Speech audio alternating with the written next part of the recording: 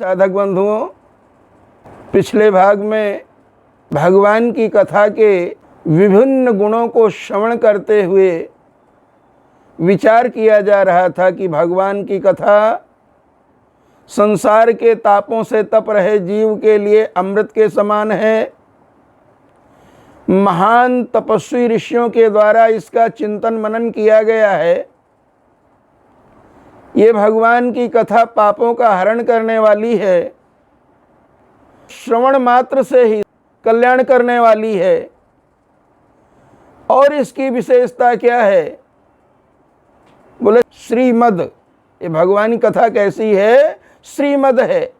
श्रीमद का मतलब क्या है? अत्यंत सुंदर है, अत्यंत मधुर है, कानों के लिए अमृत के समान है।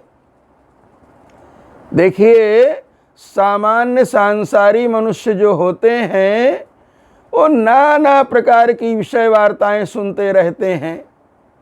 उनका मित्र मंडल भी ऐसा होता है कि दुनिया भर की इधर उधर की कचड़े वाली बातें उनके कानों के माध्यम से परोसते रहते हैं।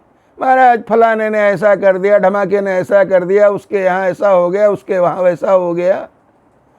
अरे कहाँ क्या कैसा हो गया, इससे तुम्हारा हमारा क्या लेना देना है? हमें तो ये देखना चाहिए कि हमें क्या करना है, हमें क्या करना है और हम क्या कर रहे हैं। जो करना चाहिए वही कर रहे हैं कि नहीं कर रहे हैं।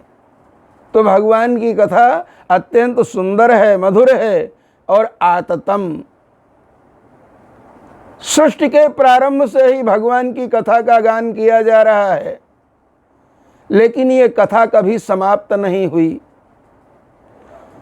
चाहे कोई भी जलाशय हो, चाहे कोई भी अन्नागार हो, भंडार गृह हो, चाहे करोड़ों की, अरबों की, खरबों की संपत्ति हो, खर्च करने से कम होती जाती है।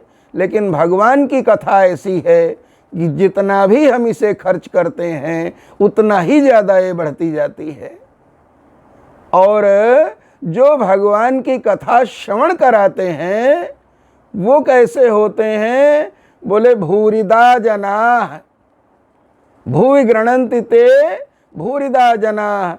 जो संसार में इसका प्रचार करते हैं, प्रसार करते हैं, वो बहुत देने वाले होते हैं। उनके समान कोई अन्य दाता हो ही नहीं सकता है, क्योंकि भगवान की कथा से बढ़कर देने योग्य और कोई वस्तु नहीं होती है। जय श्री कृष्ण।